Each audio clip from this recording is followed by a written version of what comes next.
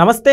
రుణగ్రహీతులకు ఇదొక good news అనే చెప్పాలి. అయితే ప్రముఖ బ్యాంకీలు అంటే ఇల్లు కట్టుకునే వీళ్ళకి తక్కువ వడ్డీతోటి లోన్ ఇవ్వబోతున్నట్టు తెలుస్తుంది. సో వాటి డీటెయిల్స్ తెలుసుకుందాం. ప్రస్తుతం స్టూడియోలో జర్నలిస్ట్ జగదేవ్ గారు ఉన్నారు. వెల్కమ్ చెప్దాం. Hello sir. Hi Zakir. Sir, తక్కువ వడ్డీతోటి రుణాల ఏ బ్యాంకీలు సార్? తక్కువ వడ్డీతో రుణాలు కాదు, వడ్డీ రేట్లు తగ్గించిపోతున్నాయి నేషనలైజ్ బ్యాంకులన్నీ కూడా. ఓకే, అంటే తక్కువ అంటే ఇప్పుడు ఫర్ ఎగ్జాంపుల్ మీకు బండ గుర్తు చెప్తారా? ఇప్పుడు 12% అన్నారు అనుకోండి, 12 నెలలు కాబట్టి 12% అంటే రూపాయి వడ్డీ అని అర్థం. బండ గుర్తుది. ఒకవేళ 18% అన్నారు అనుకోండి, అప్పుడు రూపాయిన్నర వడ్డీ అని అర్థం. అంటే రూపాయిన్నర 100కి రూపాయిన్నర. అలాగే 6% అన్నాడు అనుకోండి, 50 పైసలు వడ్డీ అని అర్థం. రూపాయి కూడా కాదు. 6% అంటే 12 నెలలు కదా. సో 6 2 సో 50 పైసలు అయితేనే అక్కడ 12 రూపాయలు అవుతుంది అన్నమాట. సో అట్లా 50 పైసతో వడ్డీ. అలాగా ఇప్పుడు ఈ బ్యాంకులు, ఆర్బీఐ నుంచి బ్యాంకులు తీసే రుణాల మీద వడ్డీ తగ్గించింది. వాస్తవానికి జరిగింది అది. తగ్గించినప్పుడు 0.25% ఎంతో ఆ రెపో రేట్ ఏదో అంత దాన్ని తగ్గించారు. తగ్గడం వల్ల బ్యాంకులు ఆర్బీఐ కట్టాల్సిన దాన్ని కూడా తగ్గుతుంది. తగ్గినప్పుడు ప్రపోర్షనేట్గా ప్రజల నుంచి వసూలు చేసేది ఏదైతే ఉందో, ఎస్పెషల్లీ వాహనాలు, గృహాలు, ఇల్లు, వాహనాలకు సంబంధించిన అన్ని ఇది కూడా తగ్గాయి. ఎంత తగ్గుకుంటే రేపు ఈ డిసెంబర్ 6 నుంచి ఎప్పటి నుంచో అమల్లో కూడా వచ్చేస్తున్నాయి. దానివల్ల చాలామందికి బెనిఫిషియరీ. ఇప్పుడు దాంట్లో కూడా 2 రకాలు ఉంటాయి. ఒకటి ఫిక్స్డ్ ఇంట్రెస్ట్, నువ్వు లోన్ తీసుకున్నప్పుడు ఎంతైతే ఇంట్రెస్ట్ కడతావో అదే కంటిన్యూస్గా నీ ఈఎంఐలు అన్నీ అయ్యే వరకు అంతే కట్టాలి. ఇంకోటి దాన్ని ఏదో అంటారు, నాకు కరెక్ట్గా వర్డ్, నాకు సెక్టార్కి సంబంధించిన ఐడియా లేదు. బట్ ఆ వడ్డీ ఏంటంటే మనకు గవర్నమెంట్ బ్యాంక్ ఇప్పుడు వడ్డీ రేటు తగ్గించింది కదా, దానికి తగ్గట్టుగా వడ్డీ రేటు కూడా తగ్గుతుంది. అంటే ఫర్ ఎగ్జాంపుల్ ఒక పర్సన్కి నెలకి ఈఎంఐ 30,000 కట్ అవుతుంది అనుకోండి. ఇప్పుడు తగ్గించడం వల్ల రేపటి నెల నుంచి ఆడు 25,000 కడతాడు, లేదా 26,000 కడతాడు. సో బ్యాంక్ ఆర్బీఐ రుణం తగ్గిస్తే తగ్గుతుంది. ఒకవేళ ఆర్బీఐ రుణం పెంచింది అనుకోండి, ఆ 30,000 కాస్త మళ్ళీ 35,000 అవ్వచ్చు. ఆర్బీఐ రేట్ ఇంట్రెస్ట్ తగ్గించే దాన్ని బట్టి ప్రపోర్షనేట్గా మూవ్ అవుతుంటుంది. అదొక రకమైన వడ్డీ ఉంది. ఫిక్స్డ్ వడ్డీ కూడా ఒకటి ఉంది. ఫిక్స్డ్ ఏంటంటే ఆర్బీఐ పెంచినా పెంచకపోయినా జీవితకాలం ఆడు ఎన్ని ఏళ్ళు అయితే ఈఎంఐ కడుతున్నాడో అన్ని ఏళ్ళు కూడా అదే ఇంట్రెస్ట్ ఉంటుంది. అలా కాకుండా ఈ ప్రపోర్షనేట్గా మారేది ఉంటుంది. సెంట్రల్ గవర్నమెంట్ ఆర్బీఐ ఇచ్చిన నిబంధనల ప్రకారం ఆర్బీఐ ఇంట్రెస్ట్ తగ్గిస్తే బ్యాంక్ కూడా ఇంట్రెస్ట్ తగ్గిస్తుంది. ఆర్బీఐ ఇంట్రెస్ట్ పెంచితే బ్యాంక్ కూడా పెంచుతుంది. అయితే ఎన్డీఏ ప్రభుత్వం ఎందుకు ఇలా చేస్తుంది, ఇన్ని సంస్కరణలు ఎందుకు తీసుకొస్తుంది? ఒకవైపు డాలర్ విలువ 90 రూపాయలు అయిపోయింది. నిన్నమొన్నటి వరకు 84, 85, 83 ఇలాగన్నాం కదా. ఈ రెండింగ్ వచ్చారు 90 రూపాయలు అయిపోయింది. చూసారు, 90 రూపాయలు ఏంటండి? రూపాయి ఈక్వల్ టు 90 రూపాయల. స్వతంత్రం వచ్చే నాటికి రూపాయి ఈక్వల్ టు 2 రూపాయలు అంతా ఉండేది డాలర్ వాల్యూ. ఇప్పుడు 90 రూపాయలు అయిపోయింది. అంటే ఒక డాలర్ విలువ 90 రూపాయల. ఎంత ఇది చూడండి.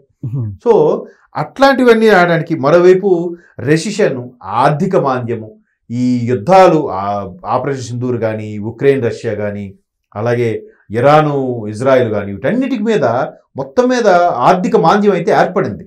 బట్ భారత్ లాంటి డిఫరెంట్ కల్చర్ మనది. ఏ కరోనా లాంటి వాటికి కూడా ఎక్కువగా చెల్లించిపోవాల్సిన అవసరం ఉండదు. ఎటువంటి ఆర్థిక మాంద్యం ఎప్పుడు 2007లో కూడా భయంకరమైన ఆర్థిక మాంద్యం వచ్చింది. అప్పుడు కుదేలైపోతుంది అనుకున్నారు. ఏం కుదేలవ్వలేదు. అలా చాలా సందర్భాల్లో జరిగాయి. సో అలాంటి భారత్లో ఇప్పుడు ఇలాంటి డాలర్ విలువ పెరిగిపోతుంది. మనం జీడిపికి 4వ స్థానం నుంచి 2వ స్థానంకి ఎగబడడానికి చూస్తున్నాం. ప్రపంచంలో 4వ స్థానంలో ఉంది జీడిపి వృద్ధి రేట్లో. ఇలాంటి సందర్భాల్లో మెల్లమెల్లగా సంస్కరణ చేస్తున్నారు. మొన్న సెప్టెంబర్లోనూ ఆగస్టులోనూ ఏం చేశారు? జిఎస్టీ రేట్ తగ్గించారు చూసారా? 28 అది మ్యాక్సిమం. ఆ 28 18 చేశారు, 18 12 చేశారు. కొన్నిటికి 12 6 చేశారు, కొన్ని 5 చేశారు, కొన్ని 4 చేశారు. అక్కడ ఉండే ప్రొడక్ట్ బట్టి రకరకాలుగా మారాయి. ఈవెన్ టర్మ్ పాలసీ లాంటి బీమా పాలసీలకి, లైఫ్ రిస్క్ పాలసీలకి పూర్తిగా జిఎస్టీ తీసేశారు. చూసారు ఎంత ఆశ్చర్యకరంగా ఉందో. అంటే ఇవన్నీ చేయడం వల్ల ఎక్కువ మంది ట్రాన్సాక్షన్స్లో పార్టిసిపేట్ చేస్తారు. అరే ఇప్పుడు జిఎస్టీ లేదు కదా, ఫర్ ఎగ్జాంపుల్ 18% జిఎస్టీ అనుకోండి, అంటే 100కి 18% అంటే 100 రూపాయలు కడితే 18 రూపాయలు అడిగి ఇచ్చేయాల్సిందే. ఒకవేళ నువ్వు 1000 రూపాయలు ఏదైనా పాలసీ తీసుకుంటే 1180 రూపాయలు కట్టాలి. 180 రూపాయలు ఎక్స్ట్రా అవుతుందా? అదే 1000కి ఎంత అవుతుంది? 1,00,000కి అయితే 18,000 అవుతుందా? Yes, sir. సో దాన్ని ఒక్కసారి జీరో చేసాడు. నువ్వు 1,00,000 తీసుకో 18,000 కట్టక్కర్లే అని. సో ఎక్కువ మంది చేయడం వల్ల ట్రాన్సాక్షన్స్ ఎక్కువ అవుతాయి. ఈ ఆర్థిక మాంద్యం ఎఫెక్ట్ ఒక్కసారిగా 1,000 కోట్ల ట్రాన్సాక్షన్ చూపించడానికి ఆర్బీఐ అంతా కలిసిన మంచి ప్లాన్ చేశారని చెప్పాలి ఒక విధంగా. రకరకాల జిమ్మిక్కులు ఇవి కూడా మార్కెట్ పడిపోకుండా ఉండడం కోసం, షేర్ వాల్యూస్ పడిపోకుండా ఉండడం కోసం కూడా ఆర్బీఐ చాలా చేస్తుంది. ఒక విధంగా ఇది మంచిదే. తగ్గించడం ఏమవుద్ది, ఇంకొంతమంది ఇల్లు కొనడానికి రెడీ అవుతారు. అవును, ఇంట్రెస్ట్ తగ్గిందని. ఇప్పుడు ఇంతకుముందే బ్యాంక్ ఆఫ్ బరోడా ఏదో చూశాను, అది 7.28 అంత ఉండేదట ఇంట్రెస్ట్, ఇటు 6.5కి వచ్చింది. అంటే పాయింట్లో చూస్తే ఇక్కడ జస్ట్ పాయింట్ తర్వాత 0.58 అంత తగ్గింది చూడడానికి. కానీ టోటల్ వాల్యూలు ఎంత తగ్గుతుంది? ₹1,00,00,000 లోన్ తీసుకున్న వాడికి 6% కాస్త 5%కి వచ్చిందంటే ఎంత అంటే 1,00,000 తగ్గినట్టేనా? ఎంత మార్జిన్ కనిపిస్తుంది కదా.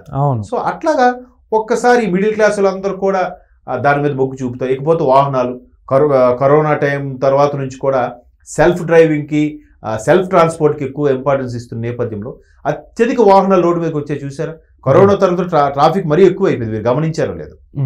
సో అలాంటి సందర్భాల్లో వాహనాల మీద కూడా జిఎస్టీ తగ్గించడం, చాలా వరకు జిఎస్టీలు తగ్గించారు వాహనాల మీద.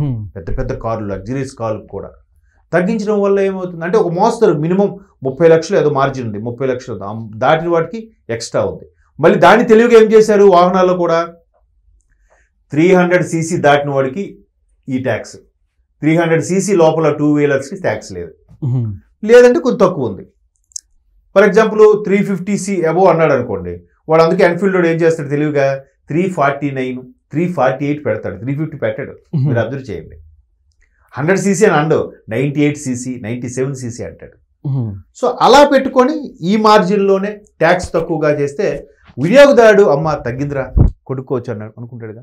సాధారణంగా ఒక మోపెడ్ లాంటివి యాక్టివా జూపిటర్ కొనాలంటే 1,30,000 అయ్యేది, ఆన్ రోడ్ 1,40,000 అయ్యేది. ఇప్పుడు ఏమవుతుంది, 1,00,000కే వస్తుంది, 1,05,000కి వస్తుంది. ఆ 30,000 మిగిలే కదా. సో మొత్తం మీద వాహనాలు కొనుగోలుదారులకి, గృహ కొనుగోలుదారులకి చాలా ఇంట్రెస్ట్ తగ్గడం వల్ల నేషనల్ బ్యాంకులు, నేను చెప్పేది ప్రైవేట్ బ్యాంకులు కాదు, అందరూ నేషనల్ బ్యాంకులకి మ్యాక్సిమం వడ్డీకి రుణాలకు వెళ్తారు. కాబట్టి ఒకసారి టర్న్ ఓవర్ ట్రాన్సాక్షన్ పెరుగుతుంది. దీన్ని ఆర్థిక మాంద్యాన్ని కూడా మనం దాటేయచ్చు. ఇది ఒక రకమైన యాంగిల్ ఇది. సో నిర్మలా సీతారామన్ గారు చాలా చాలా చాలా సంస్కరణలు తీసుకొస్తున్నారు.